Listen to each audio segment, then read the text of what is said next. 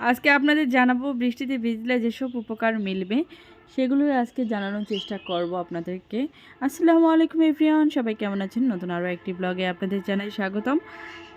আজকের টপিক হচ্ছে বৃষ্টির পানিতে ভিজলে কি কি উপকার হবে আমাদের, সেগুলো আপনাদের সঙ্গে শেয়ার করব। প্রথমত, বৃষ্টির পানিতে প্রাকৃতিকভাবে অ্যালকালাইন থাকে যা চুলের ক্লিনজার হিসেবে কাজ করে।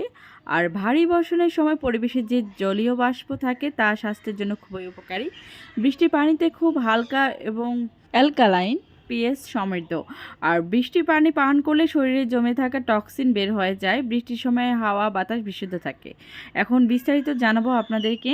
আমরা সবাই মনে করি যে বৃষ্টির পানিতে ভিজলে শুধু অপকারই হয়, উপকার আসে না।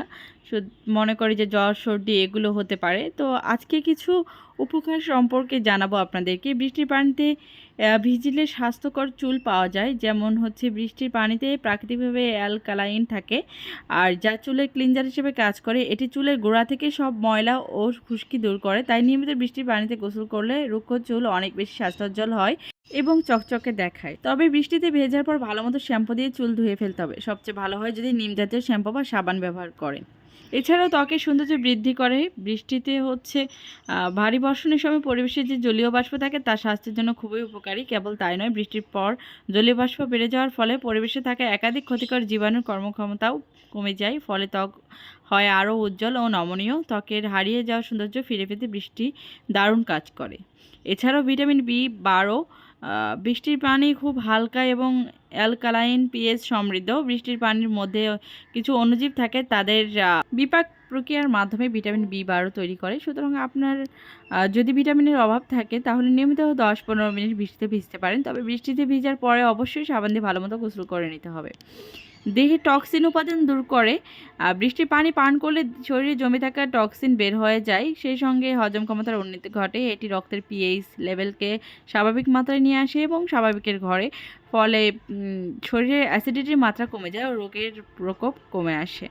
এছাড়াও শ্বাস প্রক্রিয়া উন্নত করে। বৃষ্টির সময় হাওয়া বাতাস বিশুদ্ধ থাকে, তাই এ সময় দেহে প্রবেশ করা বায়ু আমাদের শ্বাস প্রক্রিয়ার উন্নতি ঘটায়, সেই সঙ্গে দূর হয় শরীরে অবস্থান করা বাজে টক্সিন। কানের সমস্যার সমাধান ঘটে। বৃষ্টিতে ভিজলে কানের সব ধরনের সমস্যা দূর হয়। কান ব্যথা, কানে ইনফেকশন সরানোর ক্ষেত্রে বৃষ্টির পানি বেশ উপকারী। আর তবে মাত্রাতিরিক্ত ভিজলে বাতাস থাকলে ঠান্ডা লেগে যেতে পারে। 10-15 মিনিটের বেশি ভিজা উচিত নয়। ভেজার পরপরই হালকা গরম পানি দিয়ে গোসল করে ফেলতে হবে। মানসিক অবসাদ কমায়। বৃষ্টির সময় মাটির যে গন্ধ বের হয় তার ঘ্রাণ কখনো নাকে এসেছে কি? এই গন্ধ যতটা পারেন মন প্রাণ ভরে শরীরের ভিতরে নিন, দেখবেন মন আপনা আপনি ভালো হয়ে যাবে। গবেষকদের ভাষায় এই গন্ধকে বলা হয় পেট্রিকর। বৃষ্টি পড়লে মাটিতে উপস্থিত এক ধরনের ব্যাকটেরিয়া বিশেষ এক ধরনের কেমিক্যাল ছড়ায়, যার ফলে এমন সোদা গন্ধ বেরোতে শুরু করে। আর এই গন্ধ মানসিক অবসাদ দূর করতে বেশ সহায়ক। হরমোনের ভারসাম্য। অনেকে হরমোনের ভারসাম্যহীনতায় ভুগে থাকেন। এই সমস্যার সমাধানও পাবেন নিয়মিত বৃষ্টিতে ভিজলে। চুলকানির সমাধান। আর বর্ষা মৌসুমে অনেকেই চর্মরোগে ভুগে থাকেন। ত্বকের বিভিন্ন ফুসকুড়ি চুলকানির সমাধান আছে বৃষ্টির পানিতে। বৃষ্টির পানিতে ভিজলে বা নিয়মিত গোসল করলে চুলকানি ও বা ত্বকের খসখসে ভাব চলে যায়। একই সঙ্গে শরীরও ঠান্ডা হয়ে যায়, মন খুশি হয়। বৃষ্টিতে ভিজলে শরীরে এন্ডোরফিন ও সেরাটোনিন নামক হরমোনের ক্ষরণ হয়, যা আমাদের আনন্দের অনুভূতি দেয়। এ কারণে বৃষ্টিতে ভিজলে সব দুশ্চিন্তা মানসিক চাপ থেকে মুক্তি পাওয়া যায়। তাই সুযোগ পেলেই ঝুম বৃষ্টিতে ভিজতে পারেন। এতক্ষণ ধরে আমার ব্লগটি দেখার জন্য আপনাদেরকে জানাই অসংখ্য ধন্যবাদ। এই ব্লগটি ভালো লাগলে লাইক কমেন্ট শেয়ার করে দেবেন। আল্লাহ হাফেজ।